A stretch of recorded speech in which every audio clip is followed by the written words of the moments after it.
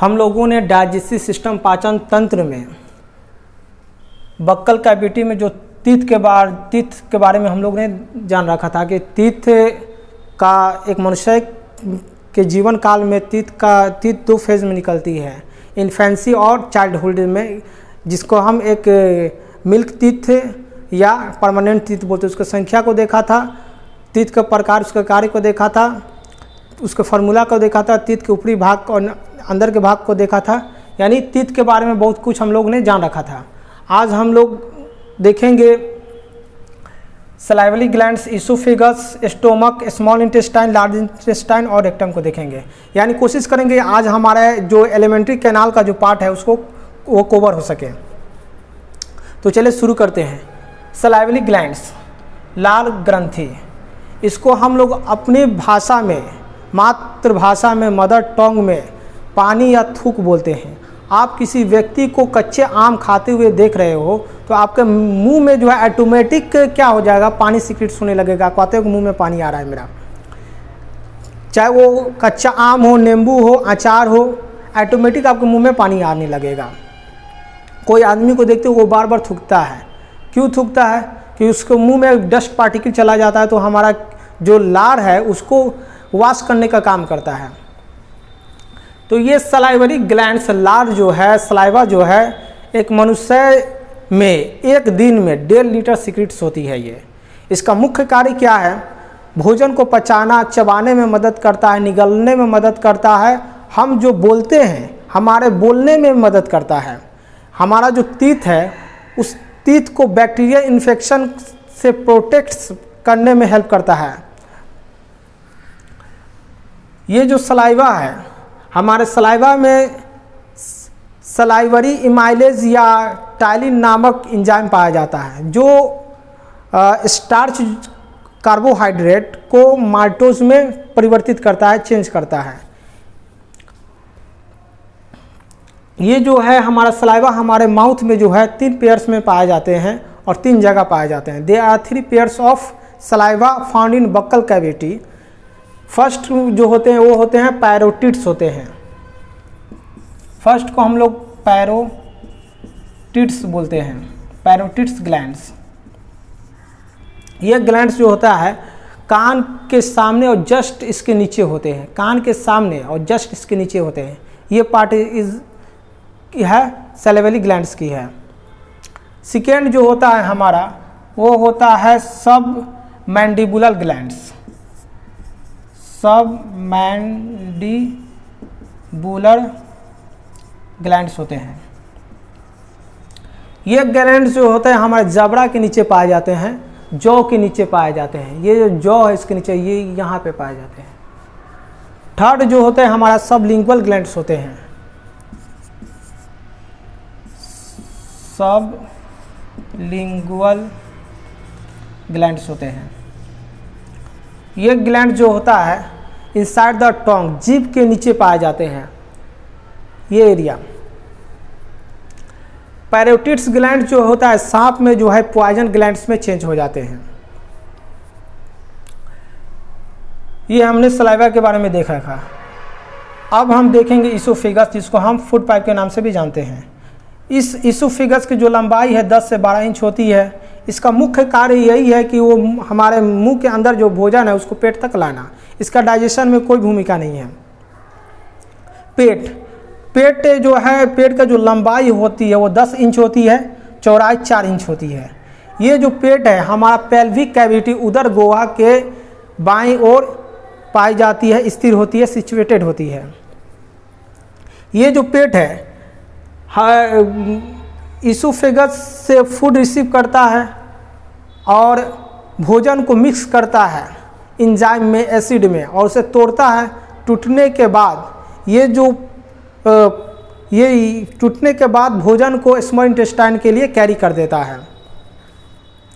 ये जो पेट है इसका 2 लोब होते हैं, 2 भाग होते हैं, जिसे हम बाइलोब्ड सैक बोलते हैं।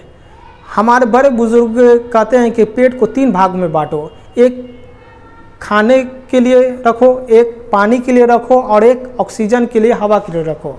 हम जानते हैं जितना पानी हमारे डाइजेशन में हेल्प करती है उतना ही ऑक्सीजन हमारे भोजन को तोड़ने में हेल्प करती है। लेकिन हम क्या किए, उनको ज्ञान को भुला बैठे और हमारा उसका रिजल्ट एक गार्ड के रूप में आ गया। हमारे पास एक गार्ड आ गया। वो गार्ड क्या करता है, जब हम चलते हैं तो हमारा आगे रहता है। जब वो पब्लिक प्लेस पर हम रहते हैं, गैदरिंग के जगह पर रहते हैं, तो हमारे लिए स्पेस क्रिएट कराता है ताकि हम चल सके और आगे से आने वाले व्यक्ति कोई हमसे ना टकरा सके।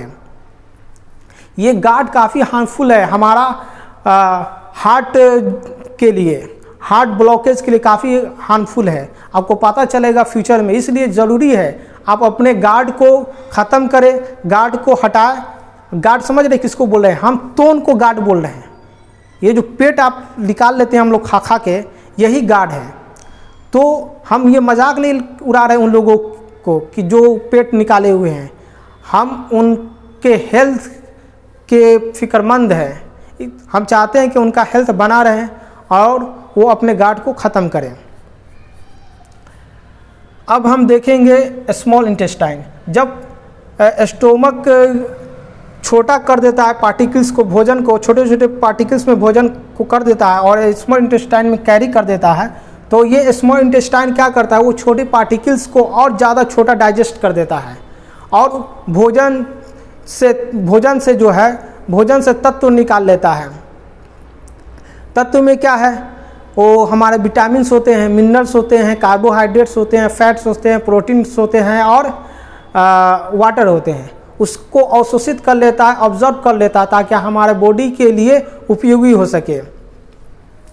स्मॉल इंटेस्टाइन में ही हमारा जो फूड होते हैं, डाइजेस्टिव फूड होते हैं, वो ब्लड में मिक्स होते हैं। इतने छोटे छोटे पार्टिकल्स में इतने छोटे हो जाते हैं कि वो ब्लड में मिक्स हो जाते हैं और कैरी करने लायक हो जाते हैं पूरे बॉडी सेल में। ये स्मॉल इंटेस्टाइन का जो लेंथ होता है वो 6 मीटर होते हैं। फीट में देखा जाए तो 20 फीट होते हैं, 20 फीट होते हैं। अगर आप चाहते हैं इसका लंबाई हमारे जहन में बने रहे तो आप किसी 2 मंजिला इमारत को देखें, उतनी लंबा ये हमारा स्मॉल इंटेस्टाइन होते हैं। आप समझे कि हमारा जो गॉड है, जो हम लोग का गॉड है, वो कैसे हमारे बॉडी में इसको एडजस्ट किया हुआ है। ये स्मॉल इंटेस्टाइन का 3 पार्ट होते हैं। एक को बोलते हैं ड्यूडेनम, दूसरे को बोलते हैं, एक को ड्यूडेनम बोलते हैं, दूसरे को बोलते हैं, एक को ड्यूडेनम बोलते हैं, दूसरे को एक। ये स्मॉल इंटेस्टाइन का 3 पार्ट होते हैं। एक को हम बोलते हैं ड्यूडेनम, लिख दे रहे हैं, एक को बोलते हैं ड्यूडेनम, दूसरा होता है जेजोनम और थर्ड होता है इलियम। ये स्मॉल इंटेस्टाइन का 3 पार्ट होते हैं। अब आ जाइए लार्ज इंटेस्टाइन को देखते हैं हम लोग। लार्ज इंटेस्टाइन यानी बड़ी आंत। यह एक लंबी ट्यूब होती है जिसका एक एंड जो होता है हमारा स्मॉल इंटेस्टाइन से जुड़ा हुआ होता है। एक एंड, ये लार्ज इंटेस्टाइन ये वाला है, ये लार्ज इंटेस्टाइन है, ये जिसका एक एंड होता है, एक छोर स्मॉल इंटेस्टाइन से जुड़ा हुआ होता है और दूसरा एंड हमारा एनस से जुड़ा हुआ है, एनस से जुड़ा हुआ है। ये 1.5 मीटर लंबी होती है। ये कितनी होती है? 1.5 मीटर लंबी होती है। ये स्मॉल इंटेस्टाइन और लार्ज इंटेस्टाइन जहाँ पे मिलते हैं, जहाँ इनका बॉन्डिंग होती है, वहाँ पर एक नली पाई जाती है, ये जिसको हम सीकम के नाम से जानते हैं। इस सीकम के नाम से जानते हैं। इस सीकम के हेड पर जो होता है, हेड पर अपेंडिक्स पाया जाता है। इस सीकम के हेड पर अपेंडिक्स पाया जाता है। अपेंडिक्स जब इन्फेक्टेड हो जाता है तो वो अपेंडिसाइटिस नामक डिजीज़ क्रिएट करता है, अपेंडिसाइटिस नामक बीमारी उत्पन्न करता है, जिसको अपेंडिसाइटिस मतलब ये हुआ इन्फ्लामेशन ऑफ अपेंडिक्स। अपेंडिक्स में सूजन होना, फूलना और उसमें दर्द होना। जब आदमी को जब दर्द होता है अपेंडिक्स में तो वो अल्ट्रासाउंड कराने जाता है, तो अल्ट्रासाउंड में उसके रिजल्ट में अपेंडेक्टोमी लिखता है। अपेंडिक्टोमी मतलब ये हुआ कि removal of appendix by the help of surgery, यानी अपेंडिक्स को रिमूव करना सर्जरी के मदद से। जब वही डॉक्टर आपको रिपोर्ट देखता है तो बोलता है, आपको एडवाइस देता है को वो अब समय आ गया, अब टाइम आ गया है कि अपेंडिक्स को निकाला जाए। तो आपको कभी भी दर्द हो और आप अल्ट्रासाउंड कराते हैं, उसमें अपेंडिक्टोमी लिखता है, तो आप समझ जाए कि अब इसको निकालने का वक्त आ गया है। रेक्टम का जो अंतिम एंडिंग जो पार्ट होता है वो एनस होता है। एनस के चारों ओर सिकुड़न पेशियाँ पाई जाती है, कॉन्ट्रैक्शन मसल्स पाया जाता है। हम लोग ने डाइजेस्टिव सिस्टम में एलिमेंट्री कैनाल को कवर कर लिया। अब हम लोग डाइजेस्टिव ग्लैंड्स को अगले पार्ट में देखेंगे, थर्ड पार्ट में देखेंगे।